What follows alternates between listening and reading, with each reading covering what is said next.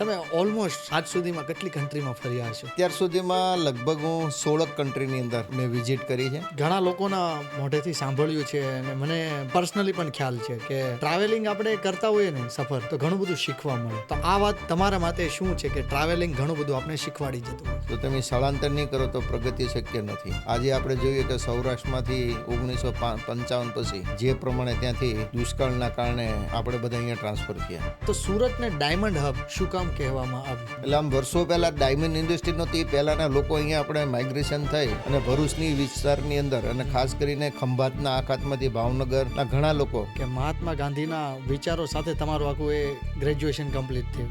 મહાત્મા ગાંધીની જીવન યાત્રા વાત કરીએ કે એમની આત્મકથાની વાત કરીએ, એમાંથી તમારે કોઈક વસ્તુ લેવી હોય, સાદગાય અને પોતાનું કામ પોતે કરવું, નાનું કામ કરતા શરમાવવું નહીં. એપ્રોક્સલી સુરતમાં તો કેટલા કારીગરો ને અત્યારે ડાયમંડમાં રોજગાર મળતું હશે? ડાયરેક્ટ અને ઓફિસના વર્કને મેં કીધું એમ તો 10 લાખ લોકો આ ઇન્ડસ્ટ્રી ઉપર નિર્ભિત છે અત્યારે સુરતમાં.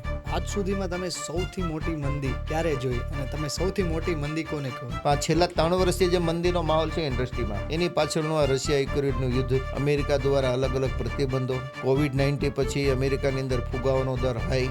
તમે ક્યારે અત્યારે પણ પ્રાઇવેટલી યા પર્સનલી વિઝિટ કરતા હો છો કારખાનાઓની? એ મને પોતાની ઇન્ટરેસ્ટ છે. તમારા મત મુજબ ડાયમંડ બુર્જ શું છે? સુરત ડાયમંડ બુર્સની એક કલ્પના પણ એ હતી કે નાનામાં નાનસની પ્રગતિ થાય અને ડાયરેક્ટ ઇન્ટરનેશનલ માર્કેટ સાથે નાના માણસ જોઈન.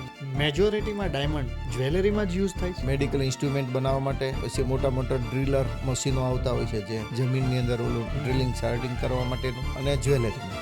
એક હું લાઈન તમને કહું છું, એ લાઈન પછી તમે જેટલા પણ વ્યુઅર્સ જોઈ રહ્યા છે એમને જીવન વિશે એક સંદેશ શું આપવા માંગો છો? પથ્થર જ્યારે ઘસાય છે ત્યારે હીરો બને છે.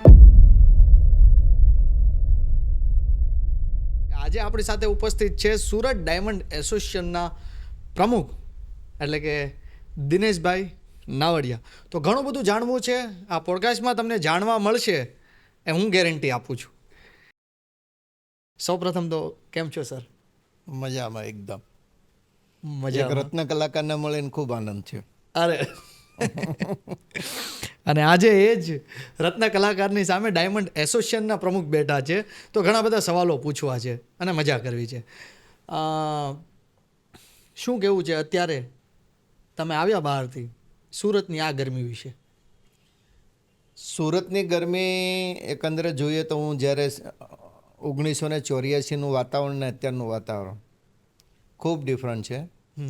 ત્યારે ગરમી જેવો કોઈ અહેસાસ નહોતો અને આજે એવું લાગે છે કે દુબઈ આવતા દિવસોમાં એનું એટમોસ્ફિયરનું ફિલિંગ ન થાય એવું અત્યારે લાગી રહ્યું છે. ઓહો, તમે ઓલમોસ્ટ આજ સુધીમાં કેટલી કન્ટ્રીમાં ફર્યા હશો? અત્યાર સુધીમાં લગભગ હું 16 કન્ટ્રીની અંદર મેં વિઝિટ કરી છે અને આ બધી જ કન્ટ્રીની અંદર ખાસ કરીને બિઝનેસ રિલેટેડ સર્વે કરવા માટે, ત્યાંનું કલ્ચર કઈ ટાઈપનું છે, લોકો અહીંયા કે આ બિઝનેસ સાથે શું કરે છે, એનો મને વધારે શોખ. એટલે ટાઈમ જ્યારે બિઝનેસનો ટાઈમ પતી જાય પછી એમને ફરવા નીકળી જતો અને જોતા ડીપમાં જઈને. પરંતુ એક વાત ચોક્કસ મને જોવા મળી કે ખાસ કરીને આફ્રિકાને એ બધા કન્ટ્રીઓની અંદર તમે કોઈ પણ ડીપ એરિયામાં જાઓ એટલે તમને નવસારી અને બારડોલી ત્યાં જોવા મળે. શું વાત છે? અને સાઉથ આફ્રિકામાં મોસ્ટલી જે મેઇન સપ્લાયર છે કરિયાણાના ને એના કેપટાઉનમાં ને એમાં એ નવસારીના છે. એટલે આમ જોઈએ તો નવસારીના પટેલો અને બારડોલીના પટેલો ડીપ એટલે રૂરલ એરિયાના કોઈ પણ ગામડામાં તમને જો કરિયાણાની દુકાન જુઓ એટલે લગભગ એમની હોય. એટલે એક આ ગુજરાતી આપણે કહીએ ને કે ગુજરાતી જે બિઝનેસમેન તરીકે વધારે એમાં ઇન્ટરેસ્ટેડ હોય છે, એનું મેં જીવન દાખલાઓ આ બધા કન્ટ્રીમાં જોયેલા.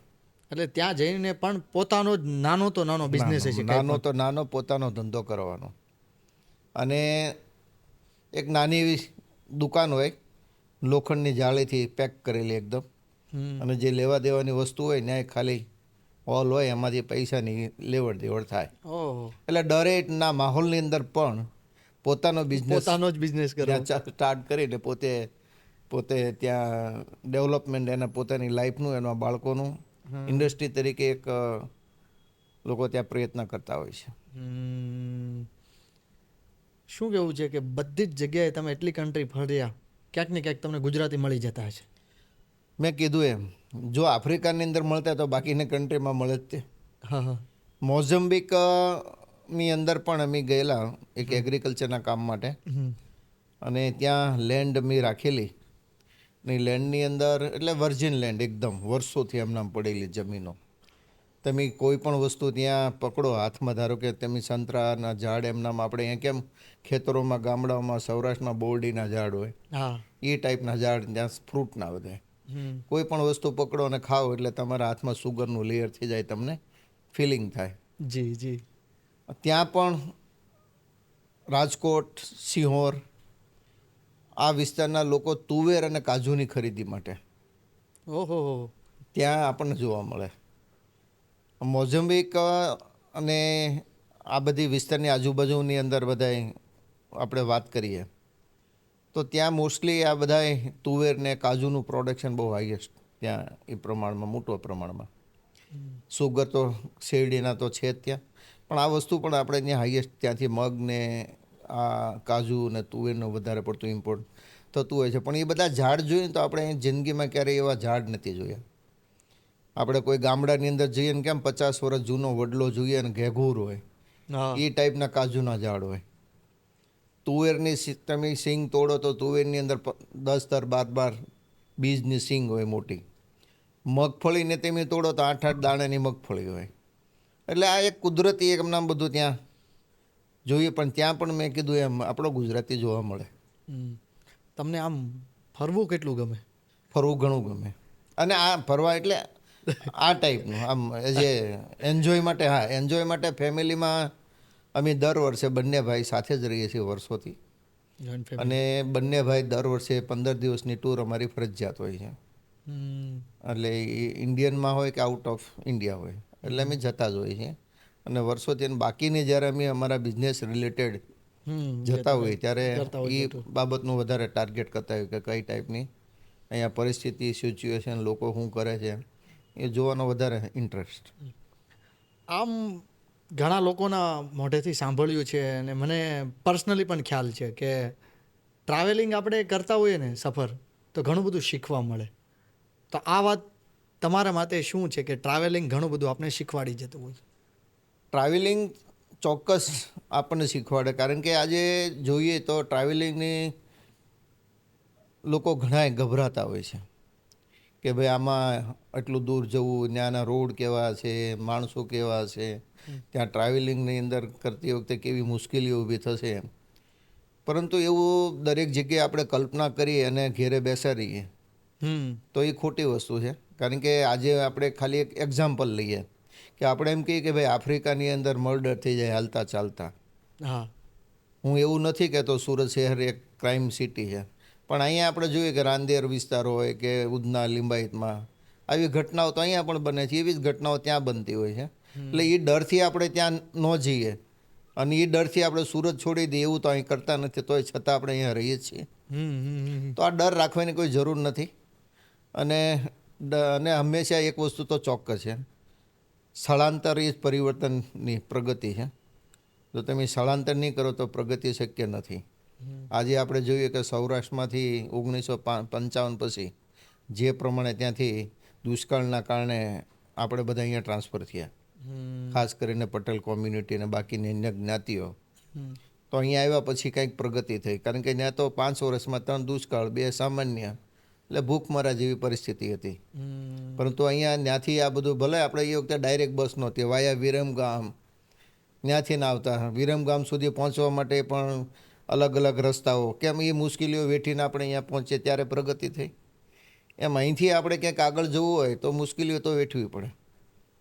એટલે સ્થળાંતર પરિવહનના કારણે આપણે અટકાવવું જોઈએ નહીં, એટલે એમાં કંઈ ગભરાવાની જરૂર નથી હોતી, એવું મારો પર્સનલ એક્સપિરિયન્સના આધારે કહી શકું. અને પરિવર્તન જ સંસારનો નિયમ છે. પરિવર્તનના કારણે જ પ્રગતિ થતી હોય છે, એ આગળનું સૂત્ર છે. હા. કે પરિવર્તનના કારણે જ પ્રગતિ થતી હોય છે. હા. ગુજરાતની જો વાત કરવામાં આવે તો તમને ગુજરાતમાં ગમતું શહેર કયું? ગુજરાતની અંદર વાત કરીએ તો આમ તો સૌ પ્રથમ તો સૌરાષ્ટ્રની ધરતી વધારે પસંદ કરીએ, કારણ કે જે ત્યાં તમને તમારાપણું લાગે. આપણું મલક. હા, એ તમારાપણું તમને એટલું તમારાપણું દેખાય નહીં. પણ એક ગુજરાતનું એક એવું સિટી છે જે સુરત છે. આ સુરત સિટીની અંદર અહીંની જે લોકલ પ્રજા છે, એ લોકલ પ્રજાએ જો આપણને સ્વીકાર્યા ન હોત તો ક્યારેય પણ આપણે અહીંયા સ્થિર ન થઈ શક્યા હોત. આજે તમે કોઈ 1955, 60, 65, 70ની ગાળાની અંદર જે લોકો આવ્યા હોય એની સાથે તમે ડિસ્કશન કરો તો આ સુરતીઓ એમના ઘેરે રાખતા, જમાડતા, અને જો તમે માંદા પડ્યા હોય તો દવાખાને લઈ જતા. એટલી બધી કાળજી રાખતા કે તમે એક ફેમિલી તમારું એટલી કાળજી ન રાખે. ઓહો.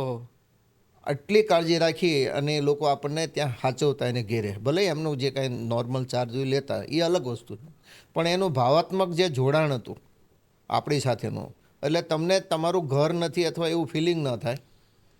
સવારની અંદર તમને ચા ભાખરી જોઈએ તો એ રેડી હોય, બપોરનું ભોજન હોય, સાંજે જાવ તો કપડાં ધોવાનું આ તે, તમને એક છોકરાની જેમ સાચવતા. એટલે કાંઈ એ માયાળુ પ્રજા છે. અને આ માયાળુ પ્રજા સ્થાનિક છે એટલે જ આ સુરત મિની ભારત કહેવાય છે. હા હા હા. અહીંયા બાકીના તમે ઘણા સિટીઓ છે ભારતના કે ત્યાં બધા આ રાજ્યના માણસો નહીં જોવે, આ લોકો નહીં જોવે, આ જ્ઞાતિના નહીં જોવે, પણ સુરતની અંદર તમે ક્યારે એવો એક પણ સવાલ જ એક્ઝામ્પલ ઊભો નથી તો ક્યારે. સવાલ જ ઊભો નથી. એનું કારણ અહીંનું જેમ સૌરાષ્ટ્રની પબ્લિક કેમ આપણે કહેવત છે ને, કોક દી ભૂલો પડજે ભગવાન, એવું સેમ વાતાવરણ અહીંયા આપણને જોવા મળે.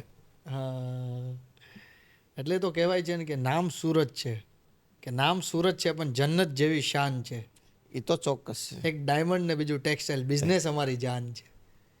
તો સુરતને ડાયમંડ હબ શું કામ કહેવામાં આવ્યું? સુરતની અંદર વર્ષો પહેલાં એક શેઠ અહીંયા કામાર્થે બહાર ખરીદી માટે અમુક ધંધાકીય માટે જતા, અને ખાસ કરીને જે નાના નાના કન્ટ્રી ઇન્ડોનેશિયાના, જાવાના, સુમાત્રાના બધા ટાપુઓની અંદર અને આફ્રિકન કન્ટ્રીઓની અંદર પણ ત્યાં એ લોકોએ ગયા ત્યારે જોયેલું કે ત્યાં ડાયમંડ કટિંગનું કામ બહુ દેશી પદ્ધતિથી, મોટું વ્હીલ હોય અને ફેરવે, એની સાથે એક નાનું હોય વસ્તુ એને ફેરવે એટલે એ સરળ ફરે ને એની ઉપર કામ કરતા. એ લોકોએ આ મેથડ જોઈને શરૂઆત એમની અહીંયા સુરતની અંદર કરેલી. અને એ પહેલી ઘંટી આ રીતના મોટું ચક્કર એક બળવાન વ્યક્તિ ફેરવે ને એના જ ચક્કરના કારણે એક નાનું એની સાથે જોડેલી.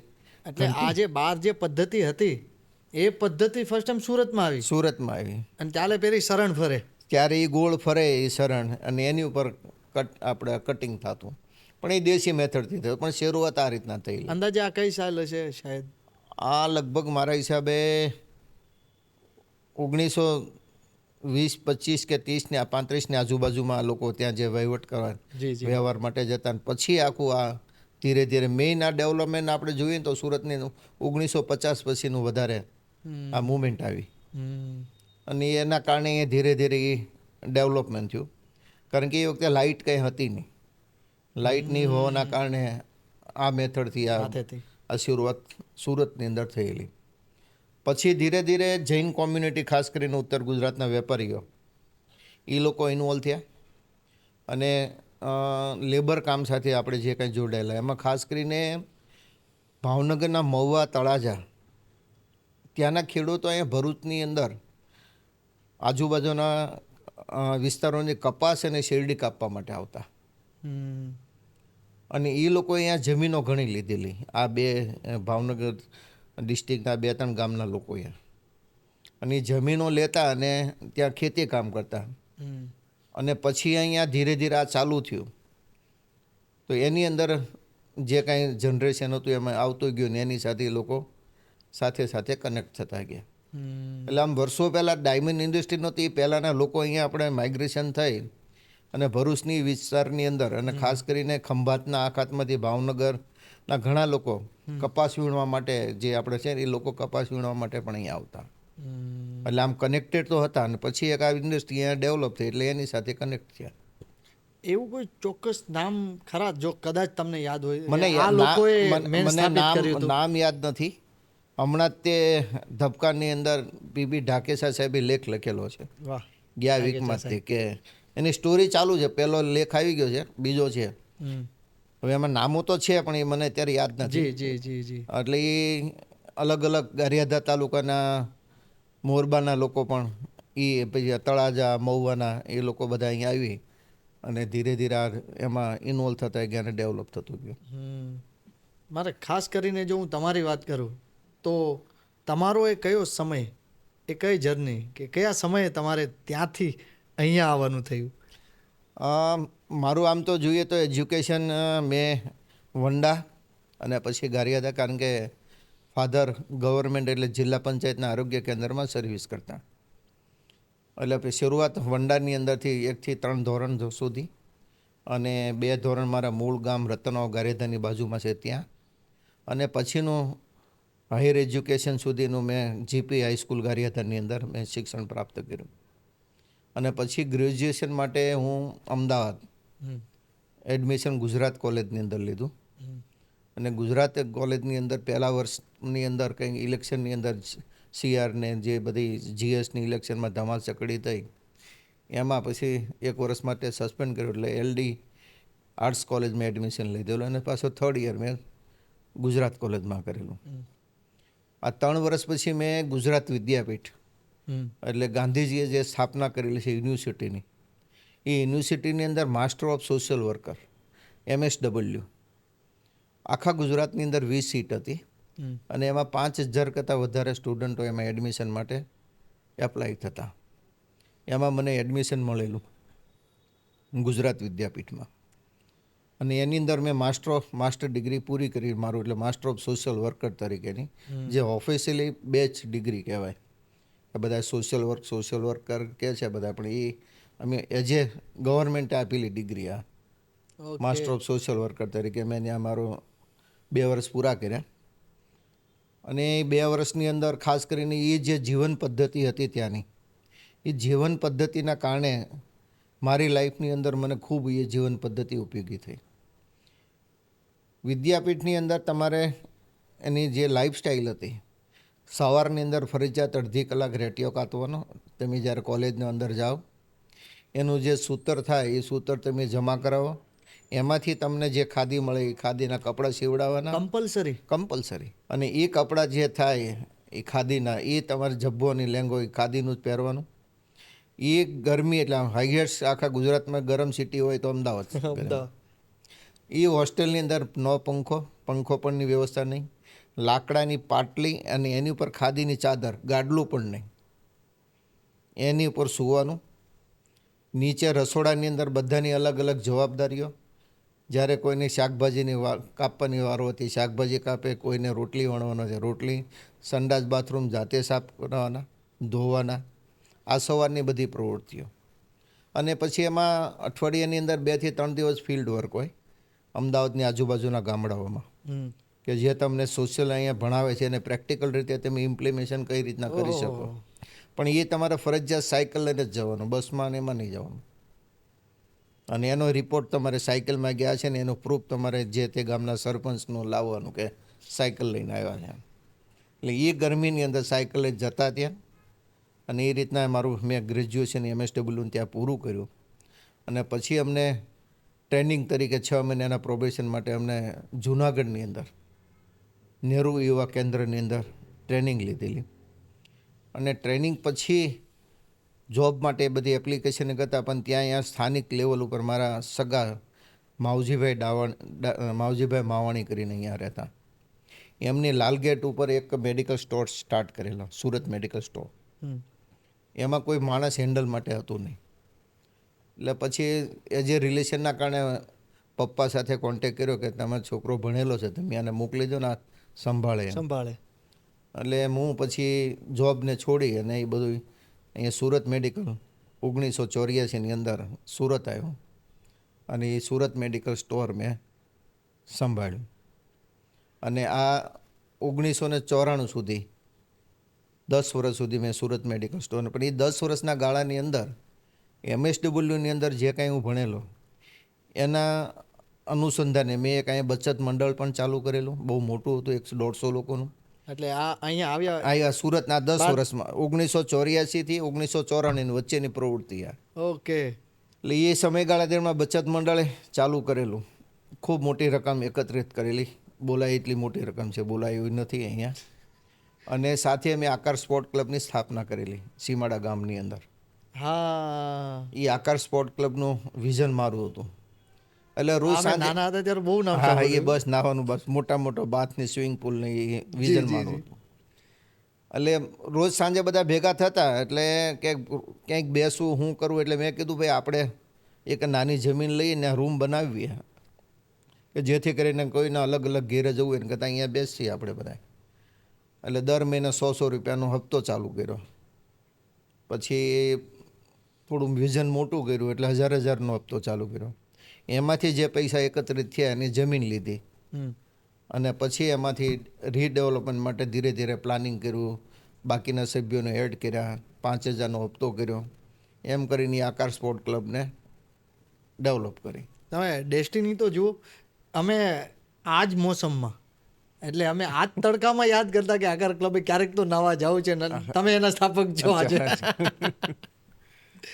એટલે એ આકાર ક્લબની એના કારણે સૌથી અત્યારે જે આખા ભારતની અંદર વિશ્વની અંદર સૌથી મોટું નામ રામદેવજી મહારાજ જે છે એ એની પેદાશ આકાર ક્લબ છે.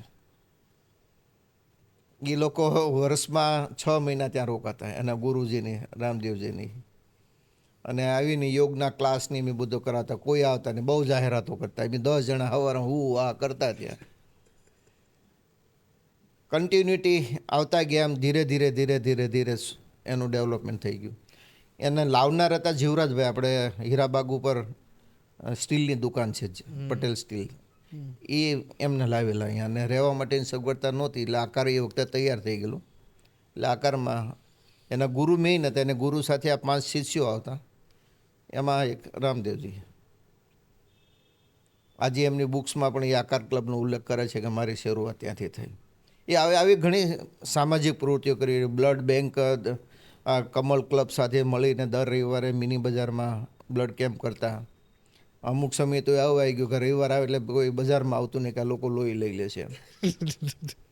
કારણ કે મને ખબર હતી કે મેડિકલ સ્ટોર પર હું જ્યારે બેસતો ને ત્યારે ઘણા લોકો બ્લડની માટે તડપતા હોય. હા. કાર્ડ માટે કે કાર્ડ કોક આપી દે એમ. હવે રૂષ્ટપુષ્ટ લોકો હોય છતાં બ્લડ દેતા ગભરાતા. એટલે આપણે કાર્ડ બેંક ચાલુ કરેલી ત્યાં ક્લબ સુરત મેડિકલ સ્ટોર ઉપર. એટલે દર અઠવાડિયે 50-60-100 બ્લડ થતું એના કાર્ડ આવે આપણે અહીંયા રાખતા. અને કોઈ એવો બહુ જરૂરિયાતમંદ હોય તો એ લોકોને આપણે ત્યાંથી આપતા. એટલે આવી MSWની અંદર એટલે ગુજરાત વિદ્યાપીઠમાં આ બધી વસ્તુઓ શીખવાડેલી સામાજિક બધી એ પ્રવૃત્તિને આપણે. પણ વચ્ચેના ગાળાની અંદર મારાથી નાનો એટલે ઘનશ્યામ, એમનું ટૂંકમાં નામ છે ટીકુ. એમની 10 પાસ કર્યા પછી એમને સુરત આ બધું જાહો જલાલી સાંભળેલી હોય તો દર દિવાળીના સમયે બધા જાય અને ગાડીઓ નવી એના હજુ કે મારે કે હિરાજ કરવા છે.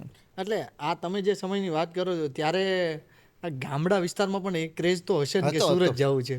ક્રેઝ તો એવો હતો, મને થોડુંક જે નોલેજ છે એ પ્રમાણે કે 75, 80, 82ના ગાળાની અંદર ગામડાની અંદર કોઈ એક ખેડૂતને 100 વીઘા જમીન હોય, એ જ ગામનો કોઈ એક છોકરો એને 3 વીઘા કે 5 વીઘા જમીન હોય અને અહીંયા હીરાનું કામ કરતો હોય તો એ છોકરી પહેલાં આને પરણાવતા.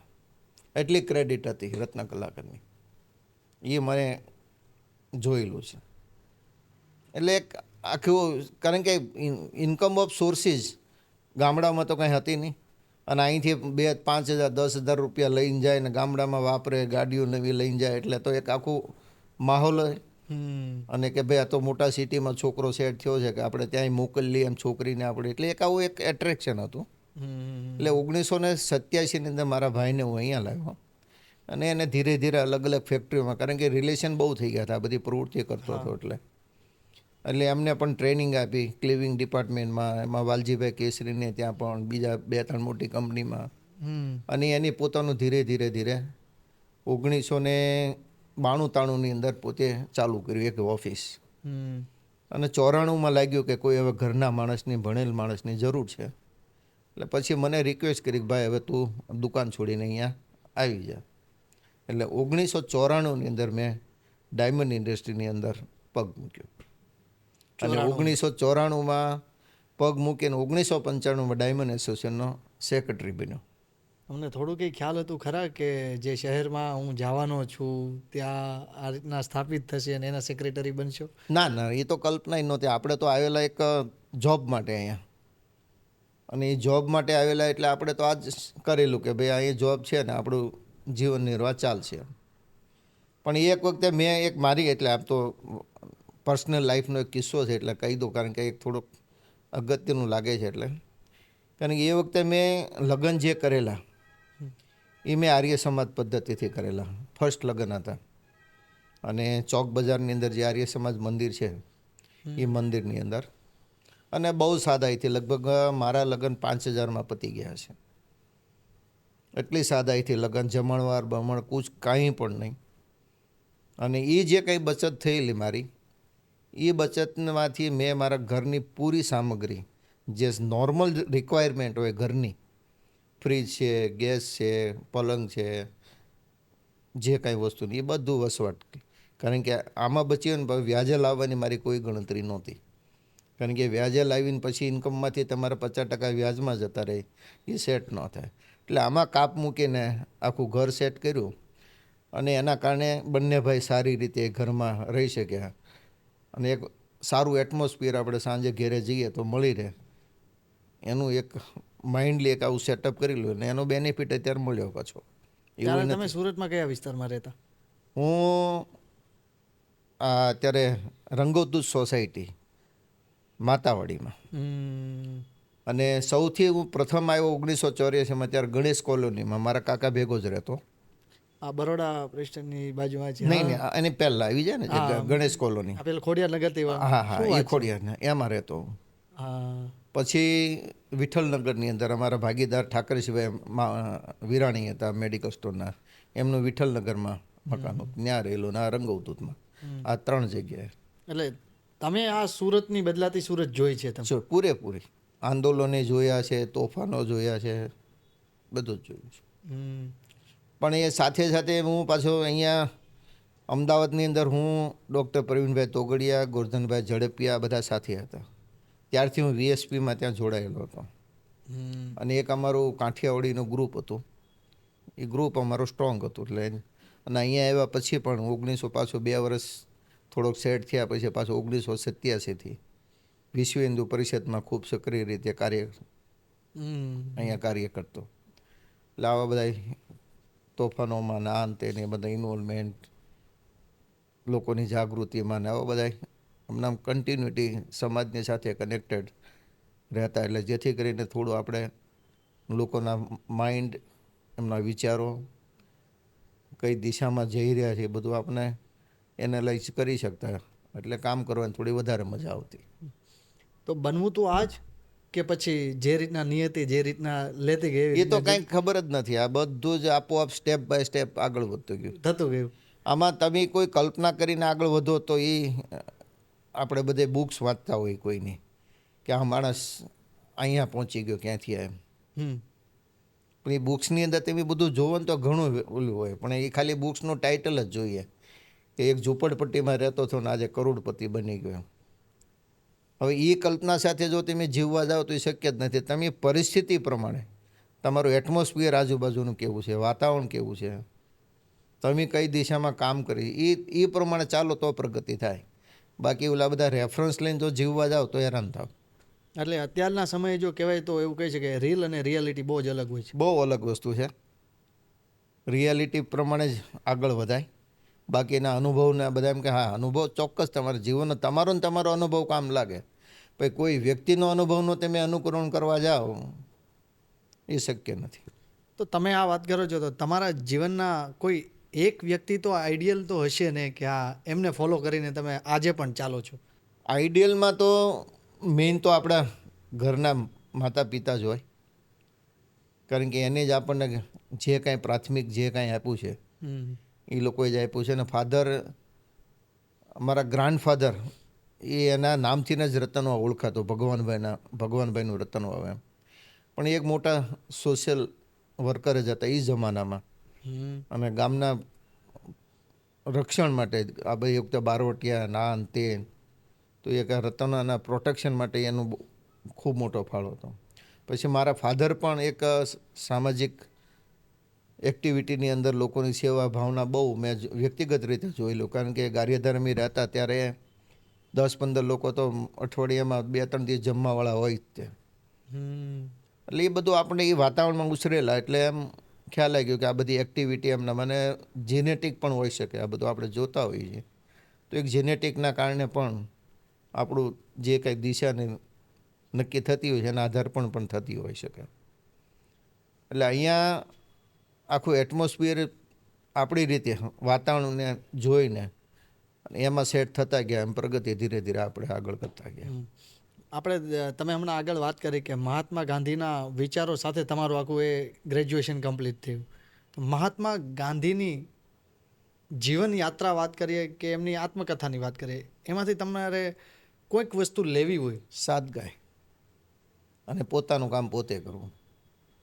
નાનું કામ કરતાં શરમાવું નહીં. એ ટોયલેટ આજની તારીખમાં હું ટોયલેટ સાફ કરવું હોય તો મારું જાતે મને કોઈ શરમ નહીં. એમ બેલ્જિયમ જઈએ તો જાતે રસોઈ કરવાની, જાતે ઘર સાફ કરવાનું. આજે પણ એમાં કોઈ શરમ નહીં, કાંઈ નહીં. એટલે એક તમને કોઈ પણ કામમાં નાનકપણું ન લાગે. તમે કોઈ પણ વસ્તુ તમને આપે કે ભાઈ અહીંથી આ પાણીનો ગ્લાસ છે અહીંયા મૂકી દો, તો એ તમને એમ ભલે તમે જે કેટેગરીમાં હોય પણ મને શરમ ન લાગે કે હું લઈને પાછું મૂકી દઉં ત્યાં. મને એવું લાગે છે કે અપેક્ષાનું કારણ જ દુઃખ છે. 100% એ તો છે જ તે. આપણે અપેક્ષા રાખીએ છીએ કે મારું કામ પણ આ કરી નહીં, જાતે જેટલું કરો ને એટલે એમાં શરીરને પણ ફાયદા છે અને દુઃખી ઓછા થાવ.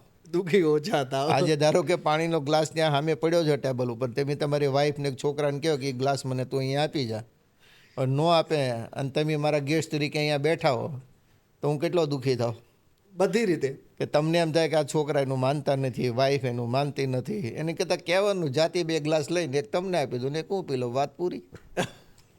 દુઃખી થવાનો કોઈ વિષય જ નથી આવતો. એટલે આ એક્ઝામ્પલ છે. એમાં શરમ કાંઈ તમે કોઈની અપેક્ષા ઉપર બેઠા રહ્યો.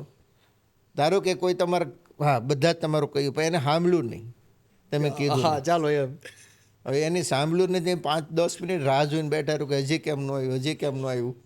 એટલે તમારું માઇન્ડ અપસેટ થાય, ખોટું ટેમ્પરેચર વધારે, ગુસ્સામાં થાવ, એટલે ઘણા પછી પ્રોબ્લેમો ક્રિએટ, બીજી બધી પોસિબિલિટીઝનો જન્મ થાય એની કરતાં લઈ લેવું સારું. વાહ, મને નથી ખબર કે એટલી બધી વાત આ ટાઈમની આજે મળશે. સુરતમાં એપ્રોક્સલી રોજના કેટલા ડાયમંડ તૈયાર થતા હશે?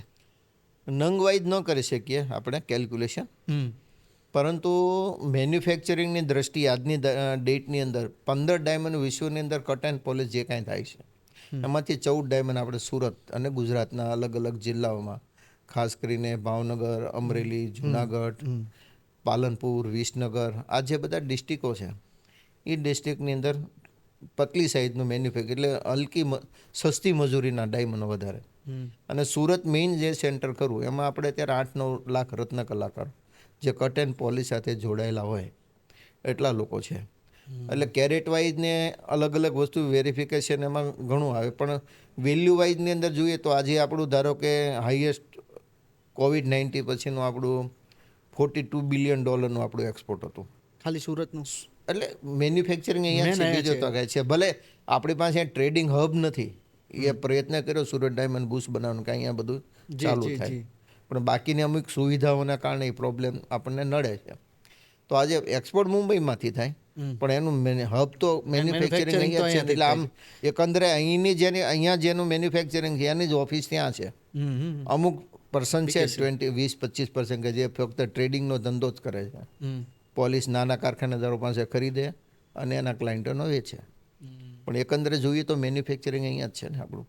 આ મંદીની સમય હોવા છતાં એની અંદર 33% જેટલો અત્યારે ઘટાડો થયો છે. એટલે આપણે જોઈએ તો એમાંથી 33 એટલે 4 દુને 12, એટલે તોય અત્યારે 29 બિલિયન જેટલું તો આપણું કારોબાર છે ત્યાં મંદી હોવા છતાં. એપ્રોક્સલી સુરતમાં તો કેટલા કારીગરો ને અત્યારે ડાયમંડમાં રોજગાર મળતું હશે? ડાયરેક્ટ અને ઓફિસને વર્કને મેં કીધું એમ તો 10 લાખ લોકો આ ઇન્ડસ્ટ્રી ઉપર નિર્ભિત છે અત્યારે સુરતમાં. પણ આપણી કરતાં ટેક્સટાઇલ મોટું છે. આપણી કહેતા ટેક્સટાઇલની અંદર લગભગ 12 થી 14 લાખ વર્કર છે. પણ વેલ્યુની દ્રષ્ટિએ આપણે મોટા છીએ ટેક્સટાઇલ કરતાં. આખા ભારતની આપણે વાત કરીએ તો કેટલા રાજ્યોમાંથી સુરતમાં ડાયમંડ સાથે જોડાયેલા લોકો છે? મેઇન રાજસ્થાન, બિહાર, યુપી, ઓરિસ્સા, કેરાલા અને મહારાષ્ટ્ર. ઓહો. આ મેઇન સ્ટેટો છે કે જ્યાંથી આ ઇન્ડસ્ટ્રી સાથે જોડાયેલા. એટલે આપણે મને સુરતમાં એ જ લાગે કે જેમ દૂધમાં સાકર ભળી એ જાય. તો કીધું મિની ભારત જ છે. આજે અહીંયા સુરતની અંદર તમને ભારતના રાજ્યોના કોઈ પણ વ્યક્તિ અહીં નથી એવું ન બને. બધા સ્ટેટમાંથી અહીંયા લોકો છે જ તે. અલગ અલગ બિઝનેસ સાથે સંકળાયેલા છે, પણ અહીંયા બધા સાથે મળીને કરે. સાથે મળીને કરે છે. એનો તમે શ્રેય તાપીના પાણીને આપી શકો ખરા? અહીંની લોકલ પ્રજા પાણી તો છે જ વર્ષોથી, હા, પણ પ્રજાએ જે સ્વીકાર્યા ને એટલે જ અહીંયા આ ડેવલપ થયું છે. પાણી, વર્તન અને વાણી. તમને પ્રજાએ સ્વીકાર્યા જ ન હોય, તમને સાચવા જ ન હોત અહીંયા, તો તમે પાછા આવી ગયા હોત. એટલે પ્રજાએ જે સ્વીકારી લીધા તમને, એ જ આપણી પ્રગતિ. એટલે સુરતની પ્રગતિનું મેઇન રહસ્ય કોઈ પણ શ્રેય જાતો હોય તો લોકલ લોકોને જ છે. આ સુરતીઓને છે. આ સૂર્યપુરની ધરા હે? હા, સુરતીઓને છે. તમે સૂર્યપુર નામ સાંભળ્યું હશે ને? સાંભળ્યું ને? સૂર્યપુરની તો ઇતિહાસ તો છે જ સુરતનો. હા, સુરતની ખાલી આપણે વાત કરીએ છીએ, સુરતની પણ નહીં. ચાલો, તો મંદી આવવાનું મેઇન કારણ શું? વર્લ્ડ વાઇઝ જો આપણે સ્ટેટિસ્ટિકલ એનાલિસિસ કરીએ ને, જી, તો દુનિયાનું સૌથી મોટું માર્કેટ અમેરિકા છે. ઓકે. અમેરિકાની અંદર 75% કન્ઝપ્શન જેમ્સ એન્ડ જ્વેલરી સેક્ટરનું છે.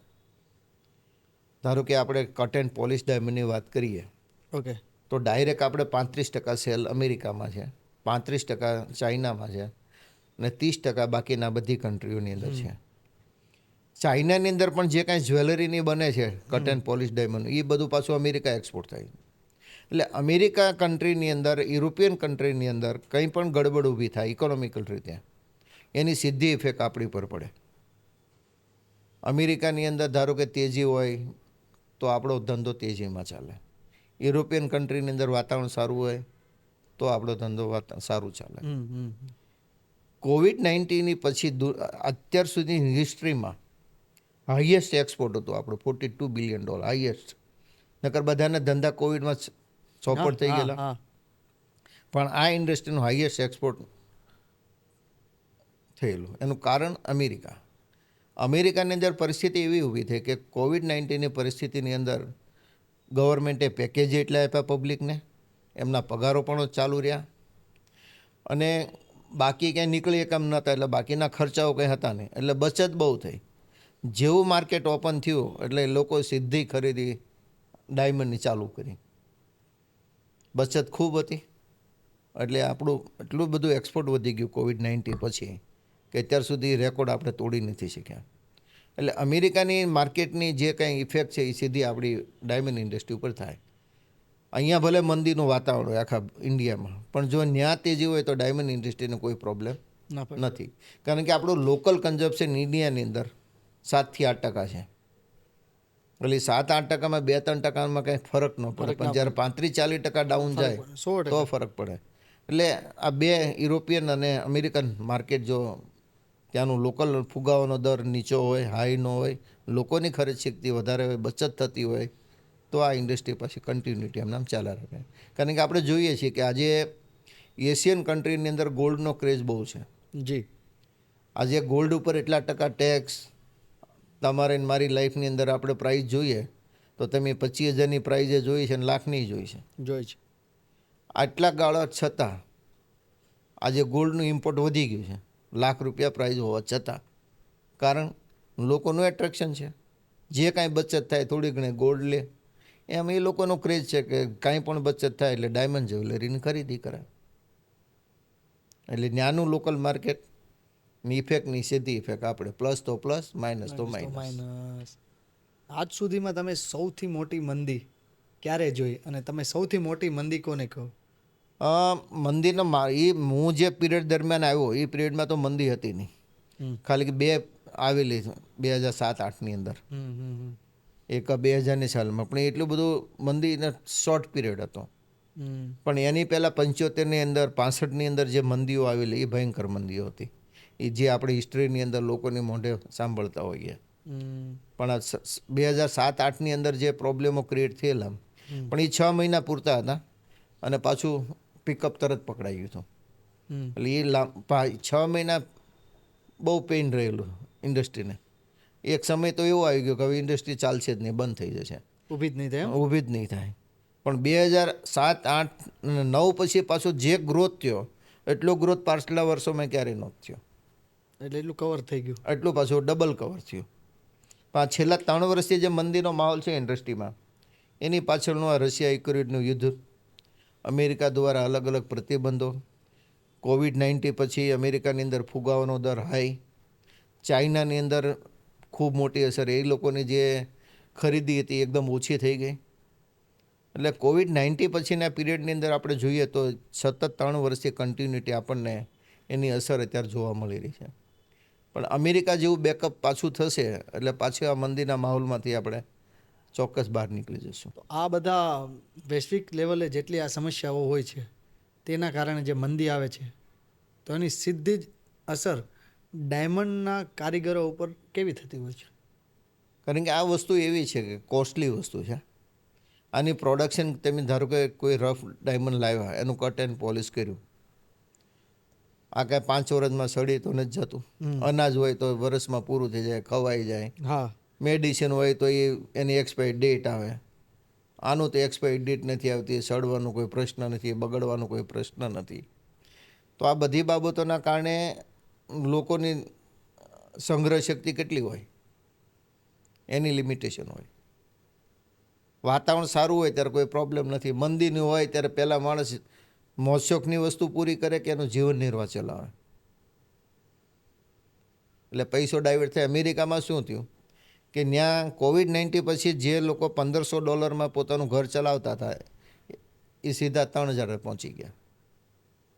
એટલે ધારો કે એનો $2,000 પગાર હોય તો 1,000 એની બચત થતી હતી. હવે 2,000 પગારમાં 3,000 અમુકનો એને ઘટ પડે છે. તો હવે જ્યારે એની પાસે બચત જ નથી તો એ ખરીદી તો ક્યાંથી કરી શકે? એટલે આ ઇફેક્ટ ઊભી થાય. કારીગરની ખાસ આપણે વાત, એટલે એ કારીગરોનો પછી કામ જ પ્રોડક્શન જ ન થાય. સમજી એટલે ગયા. માણસ ધારો કે હું એક ઘંટી ચલાવું છું, હા, 5 ઘંટી ચલાવે, 10 ઘંટી ચલાવતો હોય, 15 ઘંટી ચલાવતો, એની લિમિટેશન, એને પોતાની મૂડી તો છે જ નહીં.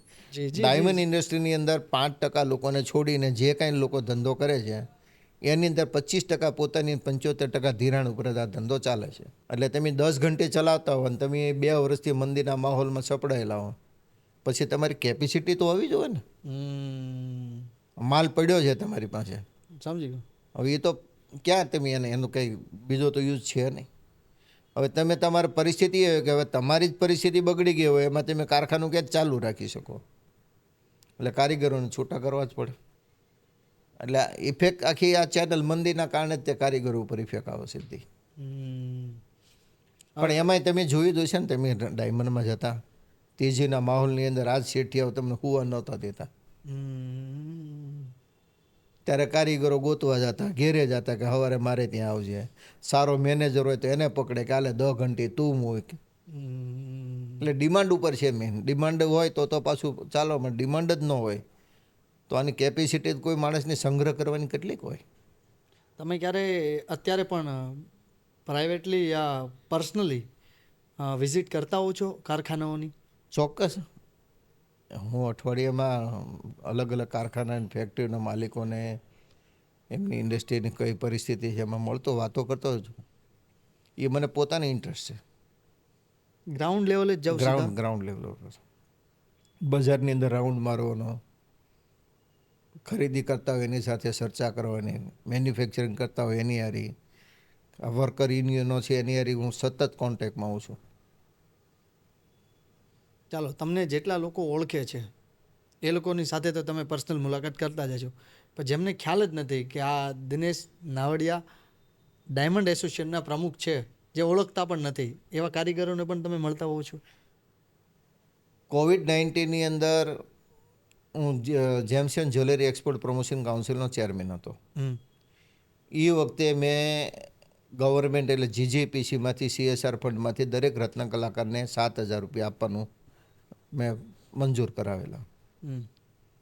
એ વખતે 24 કલાકમાં મારી ઉપર રાતને દિવસના 200 થી 250 વર્કરોના ફોન આવતા કે ભાઈ આને કઈ રીતના મારે ફોર્મ ભરવાનું, ક્યાંથી થાય, શું થાય, કેવી રીતના કઈ સેવાનો રીતના લાભ ઉઠાવી કરવાનું. શકે. કારણ કે હું અત્યારે ડાયમંડ એસોસિએશનમાં 8 વર્ષ સુધી પ્રેસિડેન્ટ હતો, અત્યારે તો નથી. કારણ કે પછી હું અત્યારે IDAના ચેરમેન તરીકે છું. એટલે સતત લોકોના રત્ન કલાકારોના પ્રશ્નો માટે હંમેશા હું જાગૃત હો. યુનિયનના કંઈક પ્રોબ્લેમો હોય શેઠ અને યુનિયન વચ્ચે, એના સમાધાન માટે. અને એના કારણે લગભગ રત્ન કલાકારોને એટલે કોઈ એવું મને અનનોન રત્ન કલાકારનો ફોન એનો આન્સર ન આપે એવું બને જ નહીં. એને વ્યવસ્થિત રીતે સાંભળું, એનો પ્રશ્ન સાંભળું, એનું નિવારણ કંઈ ન આવે ત્યાં સુધી હું સતત એની પાછળ લાગેલો રહું. એટલે એવું નથી કે આ ઓળખે ન ઓળખે, ઇન્ડસ્ટ્રી સાથે જે મદદ કરવાની. એ પછી રત્ન કલાકાર હોય, બ્રોકર હોય, માલિક હોય, મેન્યુફેક્ચર હોય, ટ્રેડર હોય, કોઈ પણ હોય. એટલે આપણી પાસે પ્રશ્ન આવે છે, એનો આપણે બને ત્યાં સુધી જવાબ આપી દેવાનો. કારીગર કઈ વાતથી ખુશ છે અને કઈ વાતથી દુઃખી છે? કારીગરને હંમેશા શેઠની કમ્પેરિઝન પહેલાં વાત કરીએ, જેને કામ કરતો હોય એમના સાથે એમનું વર્તન, એમનું માન જળવાઈ રહે, એ એમની માટે ખૂબ અગત્યનું હોય છે. એમના મેનેજર હોય કે માલિક હોય, એમને સારી રીતે બોલાવે, તોછડાઈથી ભર્યું વર્તન ન કરે. કારણ કે આજે સોશિયલ મીડિયા, પ્રિન્ટ મીડિયાના આધાર ઉપરથી લોકો બધા જોતા હોય છે અને પોતે પણ ફિલિંગ કરતા હોય છે ભાઈ આપણે અપમાન શું કામ થાય. એટલે એ એક વસ્તુ કાળજી તો રાખે જ છે બધાએ. આજે પણ ડાયમંડ ઇન્ડસ્ટ્રીની અંદર મોટી મોટી કંપની હોય, લગ્ન ઘેરે હોય તો બધાએ જમણવાર, વર્ષની અંદર એમના બાળકોને પુસ્તક, એમના બાળકોનું ઇનામ, એક કોમન જમણવાર રાખે, શરદ પૂર્ણિની અંદર ઘારી, આ બધા પ્રોગ્રામો એક ફેમિલી ટાઈપનું વાતાવરણ એટલે જ છે કે એટલા કારણે જ આ ઇન્ડસ્ટ્રી ડેવલપ થઈ છે. કારણ કે વિશ્વાસના આધાર ઉપર જ આખું ચાલે છે. આજે કરોડ રૂપિયાના ધંધા આપણે કરતા હોય તો ખાલી બોલીના આધાર ઉપર આપણે કરીએ છીએ. એટલે રત્ન કલાકારને એક માનનો ભૂખ્યો હોય છે, એને તમે એનું માન પાન જાળવો એટલે એને કોઈ બીજું કંઈ છે નહીં. અને નાના મોટા પ્રસંગોમાં એને કંઈક મુશ્કેલી હોય તો એને મદદરૂપ થાવ. પહેલાંના રત્ન કલાકાર ને અત્યારના રત્ન કલાકારમાં કંઈ થોડો ફરક થયો છે કે તફાવત આવ્યો છે થોડો? અત્યારના રત્ન કલાકારોમાં અને પહેલાંના રત્ન કલાકારો સૌરાષ્ટ્રના હતા 80%. આજે રેશિયો બદલાઈ ગયો છે. આજે રાજસ્થાન, યુપી, બિહાર આ સાઈડના રત્ન કલાકારો બધા મેન્યુફેક્ચરિંગમાં હાઈએસ્ટ ટકાવારી આજે 70-30ની થઈ ગઈ છે. ઓહો. અને જે પેલા પટેલ કોમ્યુનિટીના જે કંઈ કારીગરો હતા અને દર વર્ષે આવતા, એ હવે અત્યારે બધાનું એટ્રેક્શન ઓફિસ તરફ વધી ગયું છે. એને ઓફિસમાં બેસવું હોય, પોલિસિંગમાં બહુ ઓછા છે. એટલે આપણી જે મેન્ટાલિટી હતી, આપણી જે કારીગરો મેન્ટાલિટીમાં તૈયાર થયા હતા અને એ ત્યાંથી જ એ પાછા અહીંયા મેન્ટાલિટીમાં આવ્યા છે. એટલે ફરક તો દેખાવાનો જ છે. આપણે ખાસ કરીને ડાયમંડની વાત અત્યારે ચાલુ છે, તો ડાયમંડમાં સૌથી મોટી હડતાલ ક્યારે પડી હતી અને કઈ હતી, જો તમે કહી શકો તો? એક એને ઈસવીસન મને ખ્યાલ નથી, પણ એક 2-3 વર્ષ એવું થઈ ગયું હતું કે અમુક તારીખે અત્યારે યાદ નથી કે આ તારીખે ભાવ વધશે એમ કરીને પત્રિકાઓ ને આ બધું ચાલુ થઈ જતું અને એના કારણે ધમાલ ચાલુ થઈ જતી. એટલે એ 1-2 વખત પ્રોપર ધમાલ ચાલુ થઈ. ભાવ વધારો એમ ડિક્લેર થાય કે આ તારીખે કરો ન કરો, ધમાલ કરવી, બંધ કરાવો કારખાના અને આ બધું થતું. પણ એ ડેટ ને ટાઈમ મને અત્યારે યાદ નથી. રત્ન કલાકારને હડતાલ શું કામ કરવી પડે છે? અમુક તો એની જે કાંઈ ડિમાન્ડો હોય છે, ધારો કે એને અન્યાય થયો હોય, પછી એના અમુક સમય એના ભાવ વધારાના કારણે, પછી અમુક એના કંઈક ધારો કે કંઈ કામ માટે પ્રોબ્લેમો ક્રિએટ થતા હોય અને ક્યારેક અણસમજણના કારણે, આ બધા કારણોના કારણે હડતાલો રત્ન કલાકારો પાડતા. ક્યારેક તો નહોતી, એક વખત અમને ખ્યાલ હશે લગભગ કે વાલજીભાઈ કેસરીની ફેક્ટરી હતી વરાછા પોલીસ સ્ટેશનની સામે. ત્યાં એક ગધેડો મરી ગયેલો, ઘોડો. સોરી, મને નથી ખ્યાલ. હા, એ ઘોડો કે કાંઈક ગધેડો મરી ગયેલો, એમાં 5 દિન હડતાલ પડી ગઈ હતી. એટલે આ રત્ન કલાકારો છે, એટલે આનું કંઈ બાકીના અન્ય ઇસ્યુઓ માટે તો હડતાલો ઘણી વખત પડી છે, પણ પ્રોપર એમના ઇસ્યુ માટે બહુ એવી મોટી હડતાલો નથી. એમ ધારો કે 92નું ધમાલ હોય કે બાકીના હોય, આ તે એમ કોમન પ્રોબ્લેમ માટે હડતાલો અમુક થઈ હોય એ અલગ વસ્તુ, પણ એને પોતાની વ્યક્તિગત માટે એના ખુદના પ્રશ્નો માટે કોઈ મોટી હડતાલ હોય એવું મારા ધ્યાન પણ નથી. તમને જો કદાચ પોલિસિંગમાં કદાચ એકવાર ખાલી એક દિવસ માટે ચાન્સ મળે છે અત્યારે, તો તમે શું કરવાનું વિચારજો? તળિયા મેં ઘાટમાં શીખેલો. તમે ઘાટ કરેલો? અને એ હું ભણતો જ્યારે ગારિયા હતા ત્યારે શીખેલો. એટલે પેલો દંડા લેઠ પર. તળિયા પેલ મથાળા નહીં, એ નહીં, ફક્ત આની ઉપર. પછી હું ડાયરેક્ટ લિવિંગમાં અને કાચા હિરન જોતા શીખેલો. 94માં આવ્યો ને 1995 હું સીધો બેલ્જિયમ ખરીદી કરવા માટે નીકળી ગયો. તમને કેવું લાગ્યું કે જ્યારે તમે ઘાટ કરેલો છે અને 4P ના મશીન આવ્યા, તમને કેટલી આમ નવાઈ લાગી કે નહીં? એટલે આમાં ઇન્ટરનેશનલની કોમ્પિટિશનની અંદર આપણી સાથે ચાઇના પણ હતું, શ્રીલંકા પણ હતું. અને આ બધી કોમ્પિટિશનની અંદર પછી વર્લ્ડ વાઇડ જ્યારે પ્રોડક્શનની પ્રાઇઝનું કંટ્રોલ ઓલું થતું હોય, આજે આપણે જોઈએ છીએ કે એ વખતે ઓસ્ટ્રેલિયન હીરા તોડવામાં કેટલી મુશ્કેલીઓ પડતી. કારણ કે ઓલો એક માણસ આખું દીના 10 હીરા કિચોર કરીને માંડ એ સાઈન મારે ને તોડે ને ત્યારે હીરો બહાર નીકળતો પેલો અવાજ આવતો ને પાણી એ પાછું લેટની અંદર. કાચા હીરા તોડવા માટે ને હાથથી જ મેથડ હતી. કારણ કે એ લગાડે એક હીરો, બીજો હીરાની કણી લે, હીરાથી એને કાપે ને પછી થોડી ખીચ પડે પછી પાનું મારીને તોડતા. પછી લેસર મશીન આવ્યા તો એ પદ્ધતિ ઈઝી થઈ ગઈ. પહેલાં તમે જુઓ ક્રિસ્ટલનું ને એનું વજન, ક્રિસ્ટલ હીરા આવતા એનું વજન 17%, 18% આવતું. એ આજે પદ્ધતિ આવતા એ વજન ક્યાં પહોંચી ગયું? 55% આઉટપુટ. તમે એટલે મિનિંગ એવો થયો કે એ જૂની પદ્ધતિમાં તમે હીરાને વેસ્ટેજ વધારે જ આવતું.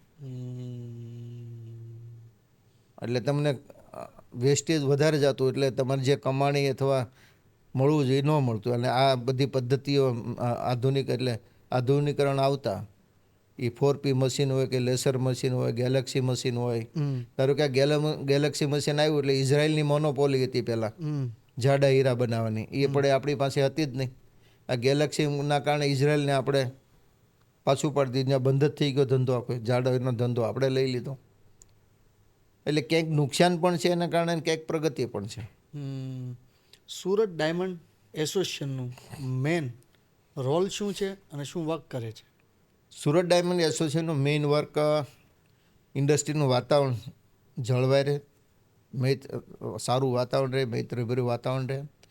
એની માટે બ્રોકરના કોઈ પણ નાના મોટા પ્રશ્નો હોય કે શેઠ અને કારીગરના પ્રશ્નો હોય, એની માટેને મધ્યસ્થી તરીકેની ભૂમિકા નિભાવી. સરકારી અર્ધ સરકારની અંદર રજૂઆતો કરવી, કંઈક ઇન્ડસ્ટ્રીને કોમન પ્રશ્ન હોય, ઇન્કમ ટેક્સના લગતા હોય, બાકી સરકારીની અંદર કંઈક કામકાજના અમુક અનુકૂળ ન હોય, અમુક માંગણીઓ હોય, તો એ બધી diamond association through central government, state ગવર્મેન્ટમાં થતી હોય. પછી બાળકોના એજ્યુકેશન માટે આપણે ડાયમંડ ગર્લ્સ સ્કૂલ પણ બનાવેલી. અત્યારે રાહત દરે સારવાર મળી રહે એટલે ડાયમંડ એસોસિએશનના મારફતે આપણે યોગી ચોકમાં હોસ્પિટલ પણ આપણે બનાવી, કે જ્યાં આજે નોર્મલ ડિલિવરી 1800 રૂપિયા, દીકરીનો જન્મ થાય એટલે 0, સિઝેરિયનના જે 50 લાખ રૂપિયા થાય એ આપણે 5000 રૂપિયામાં, ત્યાં પણ જો દીકરીનો જન્મ થાય તો 3200 રૂપિયામાં. હાર્ટ સિવાયની બધી જ ટ્રીટમેન્ટ, નોર્મલ બધી જ ટ્રીટમેન્ટ ત્યાં આપણે કરીએ છીએ. નવી ફાઇલ આવે તો ફક્ત 100 રૂપિયામાં. મોતિયાના ઓપરેશન ફ્રી, વેલના ઓપરેશન ફ્રી, ડાયાલિસિસ ફ્રી, કાચની પેટીમાં બાળકને 28 દિવસ માટે ફ્રી. NICનો પર ડેનું આપણું 1500 રૂપિયા ભાડું, કે જે પર ડેના કંઈક પ્રાઇવેટની અંદર 10,000 કરતાં વધારે થાય. એટલે આવી બધી આરોગ્યની દ્રષ્ટિએ, શૈક્ષણિક દ્રષ્ટિએ, વર્કરના એટલે સુરતના રત્ન કલાકાર કોઈ પણ આનો લાભ લઈ શકે. કોઈ પણ રત્ન કલાકાર બાકીની ઇન્ડસ્ટ્રીના પણ લઈ શકે. Okay okay. તો મંદીના માહોલમાં તમે કીધું કે તમે આવા પેકેજિંગને બધા બહાર પાડ્યા હતા, તો હજી પણ એવું તમે કહી શકો ખરા કે ઘણી બધી એવી છે તમારી પાસે ઓપ્શન આ એસોસિએશનની અંદરમાં કે હજી રત્ન કલાકારોને એનો લાભ લેવો જોઈએ જે નથી લેતા, એવું કંઈક? અત્યારે main gems and jewellery export promotion કાઉન્સિલના માધ્યમથી પરિચય કાર્ડ આપણે કાઢી આપીએ છીએ. જી. એ પરિચય કાર્ડના આધાર ઉપર 35,000નો તમને વીમો ફ્રી અને બાકીની અમુક સ્કીમ સરકારનો પણ બેનિફિટ એ કાર્ડના મારફતે મળે છે. અને એક રત્ન કલાકાર તરીકેની ઓળખ પણ એને મળે છે. આજે ગવર્મેન્ટ, આ સેન્ટ્રલ ગવર્મેન્ટ અપ્રુવલ છે પરિચય કાર્ડ. અને હું તો આપના માધ્યમથી ચોક્કસ દરેક રત્ન કલાકારને વિનંતી કરીશ કે આ પરિચય card James and jewellery export promotion council દ્વારા જે કાઢવામાં આવે છે, તમે તમામ ડાયમંડ વર્કરે આપણે કઢાવી લેવું જોઈએ. સાથે સાથે પ્રધાન કલ્યાણ, જેમ આ બધી સીએમની કે પ્રધાનમંત્રીની જે મા વાત્સલ્ય કાર્ડ છે, આ જે કાંઈ છે, બધા કાર્ડો ખાસ કઢાવી લેવા જોઈએ કે જેથી કરીને આકસ્મિક કોઈ પણ આરોગ્યની કામ આવે તો એમાં તમને મદદરૂપ થાય. અને આ કાર્ડ કઢાવતી વખતે તમારું રેશનિંગ કાર્ડની અંદર નામ તમારું બરોબર છે, બર્થડે સર્ટિફિકેટમાં બરોબર છે કે નહીં, આ બધું આધાર કાર્ડની અંદર વ્યવસ્થિત રીતે, ભાઈ હોય તો ભાઈ, કુમાર હોય તો કુમાર, આ બધી કાર્ડની વ્યવસ્થિત ચકાસણી કરીને જો તમે રાખી તમારી પાસે હશે તો આકસ્મિક રીતે તમને ક્યારેય પણ આ વસ્તુ મદદરૂપ થશે. ઓકે. હવે આ જેટલા લોકો જોશે, ખાસ કરીને રત્ન કલાકારો, તો એમને કઈ વેબસાઇટ ઉપર ફોર્મ ભરવું અને શું શું કરવું? એની માટે એમની માટે ડાયમંડ વર્કર યુનિયન છે, એ લોકો મદદરૂપ થાય છે. પછી મિની બજારની અંદર રત્ન કલાકાર સંઘ છે, એ પણ એમાં ફોર્મની બધું ભરી આપે છે. અને gems and jewellery export promotion કાઉન્સિલની ઓફિસ સુરત ડાયમંડ બુશની અંદર પણ છે. એટલે આ 3 જગ્યાએથી તમારે કાંઈ કરવાનું નથી, એ લોકોનો સંપર્ક કરશો એટલે તમને ફોર્મની બધું વ્યવસ્થિત રીતે ભરી આપશે. સુરત ડાયમંડ એસોસિએશનના મેન રૂલ્સ કયા કયા? ખોટી પ્રેક્ટિસ થતી હોય, ધારો કે ક્યાંય ચીટિંગના ધંધાઓ થતા હોય, ખોટી પ્રેક્ટિસ કરતા હોય, તો આવો લોકોને અટકાવવા માટે ડાયમંડ એસોસિએશન હર હંમેશા પ્રયત્નશીલ હોય છે. એવા ડાયમંડ એસોસિએશનના કોઈ રૂલ્સ એવા નથી કે આ રૂલ્સને ફોલોઅપ ઇન્ડસ્ટ્રી કરે, કારણ કે ઇન્ડસ્ટ્રીની તાસીર અલગ છે. એટલે એની અંદર કોઈ આપણે નિયમ કે રૂલ્સ આપણે થોપી ન શકીએ, પરંતુ વાતાવરણ ન બગડે એની માટે હર હંમેશા ડાયમંડ એસોસિએશન પ્રયત્નશીલ હોય છે. તમારા મત મુજબ ડાયમંડ બુર્જ શું છે? ડાયમંડ બુર્સ એક નવી ઊંચાઈ ડાયમંડ ઇન્ડસ્ટ્રીને લઈ જવા માટેનો પ્રયત્ન છે. આપણે જે નાના નાના માણસોને મોટી મુશ્કેલીઓ પડતી મુંબઈની અંદર જઈને માલ વેચવા માટે, એની માટેનું આ નવું પ્લેટફોર્મ ઊભું કર્યું છે. અને વર્લ્ડ ક્લાસ ફેસિલિટી, જે ઇન્ડસ્ટ્રીને વર્લ્ડના લોકો કોઈ પણ આવે તો એમને પણ એક એટ્રેક્શન રહે કે નહીં, આ જવેરાત સાથે જોડાયેલી ઇન્ડસ્ટ્રી માટેનું એક આ વ્યવસ્થિત અને આધુનિક ફેસિલિટી માટે આપણે અહીંયા ઊભું કર્યું છે. મંદીના માહોલના કારણે થોડા પ્રોબ્લેમો છે, પણ તેજીના માહોલના જો આવશે, ફરી સ્ટાર્ટ થશે તો જ્યારે સુરત ડાયમંડ બુર્સ ધમધમતું થશે તેનું ચોક્કસ માનું છું. સુરતની પ્રગતિ સાથે સાથે મેન્યુફેક્ચરિંગના લોકોને પણ એક મોટો બેનિફિટ મળવાનો છે. ડાયરેક્ટ તમે ફોરેનના ક્લાયન્ટ સાથે સંપર્કમાં આવી શકશો અને ડાયરેક્ટ માલ વેચી શકશો. તમારા માલનું તમને પૂરેપૂરું વળતર પણ મળી શકશે. એટલે એક સુરત ડાયમંડ બુર્સની એક કલ્પના પણ એ હતી કે નાનામાં માણસની પ્રગતિ થાય અને ડાયરેક્ટ ઇન્ટરનેશનલ માર્કેટ સાથે નાના માણસ જોઈન થાય. વડા દેશના પ્રધાનમંત્રી શ્રી નરેન્દ્ર સાહેબ મોદીની વાત કરીએ તો એમનું વિઝન શું છે ડાયમંડ ઇન્ડસ્ટ્રીને લઈને? નરેન્દ્રભાઈ મોદી જ્યારે ગુજરાતના સીએમ તરીકે હતા ત્યારે ચેમ્બર ઓફ કોમર્સ દ્વારા સ્પાર્કલ આપણે એક એક્ઝિબિશન કરતા, અને એ એક્ઝિબિશનની અંદર મેં પોતે એમને સાંભળેલા છે. એમનું એક સૂચન એ વખતે પણ હતું કે તમે હવે લેબરમાંથી બહાર નીકળો, તમે હીરા ઘસવામાંથી બહાર નીકળો, તમે પોતે માઇન ખરીદો, પોતે જ હીરા ત્યાંથી કાઢો અને બનાવો અને જ્વેલરી બનાવો.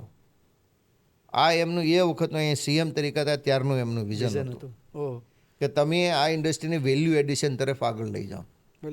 કે વેલ્યુ એડિશનની અંદર જ પ્રોફિટ છે, અને વેલ્યુ એડિશનના અંદર ઇન્ડસ્ટ્રી આગળ વધે એની માટે સેન્ટ્રલમાં ગયા પછી પણ જીએસટીની અંદર પણ આજે સૌથી મોટી રાહત હોય તો એ ડાયમંડ ઇન્ડસ્ટ્રીને સાહેબે અપાવી છે. ઇન્ટરનેશનલ લેવલ ઉપર આજે તમે સીવીડી ડાયમંડની આપણે વાત કરીએ તો સીવીડી ડાયમંડના ગ્રીન લેબના ડાયમંડ આપણે મુકેશભાઈને ત્યાંથી જે એમને મેન્યુફેક્ચરિંગ થયેલું એ અમેરિકાની પ્રથમ લેડીને જ્યારે ભેટ આપ્યો ત્યારે એક એમ્બેસેડર તરીકે કામ કર્યું છે. એટલે આ મંદીની માહોલની અંદર જો વર્કરને આપણે કામ આપી રહ્યા હોય તો એ સીવીડી ડાયમંડના કારણે. જો સીવીડી ડાયમંડ ન હોત તો અત્યારે પરિસ્થિતિ આ ઇન્ડસ્ટ્રીની ખૂબ ખરાબ હોત. કારણ કે આપણે નેચરલ ડાયમંડની ડિમાન્ડ જ નહોતી, સ્ટોકો જ એટલા બધા હતા કે વર્કરને કામ આપી શકે એવી સ્થિતિ જ નહોતી. પરંતુ એક આ સીવીડી ડાયમંડ અને એસટીએસપી ડાયમંડ આવતા આપણે રત્ન કલાકારોને સાચવી શક્યા અને એક ઇન્ડસ્ટ્રીને નવું આયામ મળી ગયું. અને એના કારણે મને એવું ચોક્કસ મારું માનવું છે કે ફ્યુચરની અંદર જો ફરી ધમધમતી ઇન્ડસ્ટ્રી થશે અને આ સમયે રત્ન કલાકારોની પૂજા કરવી પડશે શેઠિયા હોય કે અમારે ત્યાં કામે બેસવા. મેજોરિટીમાં ડાયમંડ જ્વેલરીમાં જ યુઝ થાય છે? ના, ઘણી ઇન્ડસ્ટ્રીની અંદર પણ યુઝ થાય છે. એ મેડિકલ ઇન્સ્ટ્રુમેન્ટ બનાવવા માટે, પછી મોટા મોટા ડ્રિલર મશીનો આવતા હોય છે જે જમીનની અંદર ઓલું ડ્રિલિંગ શાર્ડિંગ કરવા માટેનું, અને જ્વેલરીમાં. પછી આપણે ઓલા તારને જે બધા ગેજને ફિક્સ માપ કરવા માટે પણ ડાયમંડનો જ ઉપયોગ થતો હોય છે.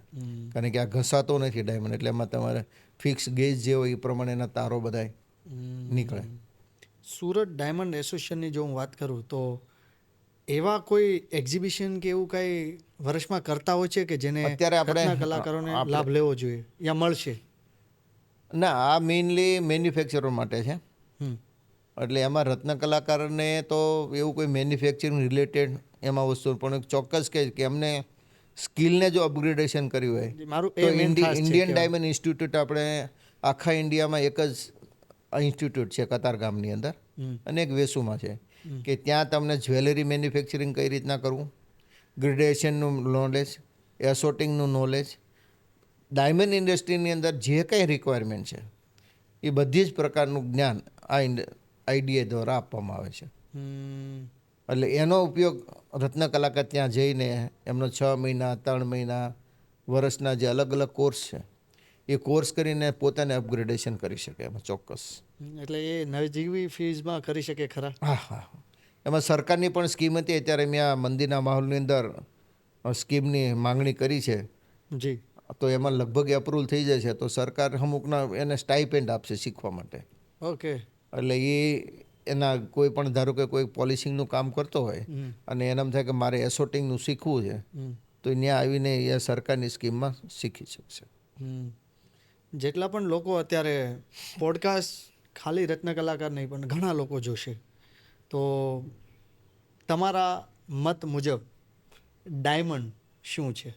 ડાયમંડ એક આમ તો ગણીએ તો એક ફિલિંગની વસ્તુ છે. કોઈ પણ એન્ગેજમેન્ટની અંદર, મેરેજની અંદર આપણે વધારેમાં વધારે જો પ્રેઝન્ટ અપાતી હોય, અમેરિકા હોય, યુરોપિયન કન્ટ્રી હોય તો ડાયમંડ અપાતા હોય છે. એટલે ડાયમંડ સાથે હાર્ટ ફિલિંગ જોડાયેલું છે. એટલે આ હાર્ટ ફિલિંગના કારણે જ આ ડાયમંડ ચાલે છે. અને હું તો ચોક્કસ માનું છું કે ડાયમંડને આપણે ગ્રહો તરીકે પણ ઘણા લોકો એને માનતા હોય છે. એટલે જેમ સ્ટોનને પણ એમાં અલગ અલગ કલરો, એના રૂબી છે, આ છે, સેફાયર છે, આ ઘણી વસ્તુઓ છે. એટલે જેમસ્ટોન જ્વેલરી સેક્ટરમાં એકલા ડાયમંડ નથી, બાકીની ચાંદી, સોનું, જેમસ્ટોન, કલર સ્ટોન, આ બધી વસ્તુ આવે છે. એટલે લોકોના બચતની અંદર ઇન્વેસ્ટમેન્ટ કરતી વખતે ગોલ્ડ તો એક આપણે કેશ મુશ્કેલીની અંદર તાત્કાલિક કેશ કરવા માટેનું આપણું એટ્રેક્શન વર્ષોથી છે કે ભાઈ આ ગોલ્ડ હોય તો ગમે ત્યારે આપણને કામ લાગે. પણ નવું જનરેશન ત્યાં ધીરે ધીરે ડાયવર્ટ થયું છે. તો એમાં અને ખરીદી કરતી વખતે ચોક્કસ તમને ચોક્કસ એક સલાહ છે કે હાઈલી કોસ્ટલી ડાયમંડ ખરીદો ત્યારે સર્ટિફિકેટવાળા ડાયમંડ ખાસ એનો આગ્રહ રાખજો. અને તમને જે કોન્ફિડન્સ હોય જે શોપ ઉપર, એ શોપથી ખરીદી કરજો કે જેથી કરીને 5% જેવું ખરાબ રોંગ પ્રેક્ટિસ કરતા હોય એના કારણે એનો ભોગ તમે ન બનો. જાગો ગ્રાહક જાગો. ચાલો.